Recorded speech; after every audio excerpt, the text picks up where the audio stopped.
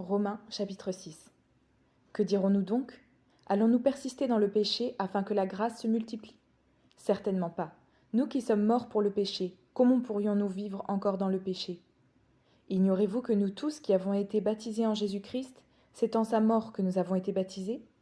Par le baptême en sa mort, nous avons donc été ensevelis avec lui, afin que comme Christ est ressuscité par la gloire du Père, de même, nous aussi, nous menions une vie nouvelle. En effet, si nous avons été unis à lui par une mort semblable à la sienne, nous le serons aussi par une résurrection semblable à la sienne.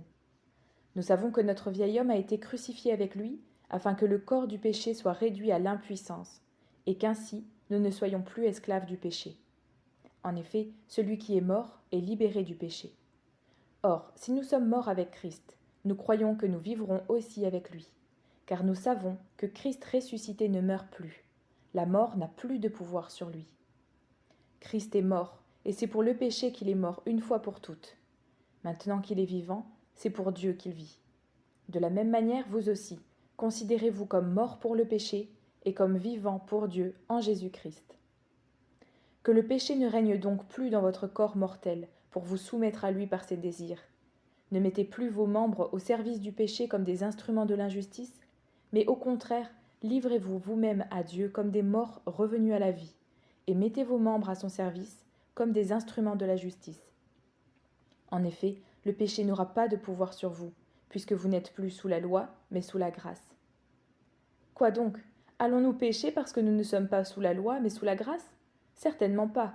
Ne savez-vous pas que si vous vous livrez à quelqu'un comme esclave pour lui obéir, vous êtes les esclaves du maître à qui vous obéissez, soit du péché qui conduit à la mort, soit de l'obéissance qui conduit à la justice. Mais que Dieu soit remercié. Alors que vous étiez esclaves du péché, vous avez obéi de tout cœur au modèle d'enseignement auquel vous avez été confiés. Et une fois libérés du péché, vous êtes devenus esclaves de la justice. Je parle à la manière des hommes à cause de votre faiblesse naturelle. De même que vous avez mis vos membres comme esclaves au service de l'impureté et de l'injustice pour arriver à plus d'injustice, de même maintenant, mettez vos membres comme esclaves au service de la justice pour progresser dans la sainteté. En effet, lorsque vous étiez esclaves du péché, vous étiez libres par rapport à la justice. Quels fruits portiez-vous alors?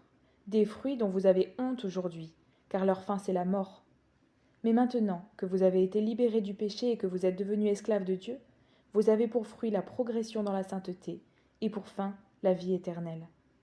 En effet, le salaire du péché, c'est la mort, mais le don gratuit de Dieu, c'est la vie éternelle en Jésus-Christ, notre Seigneur.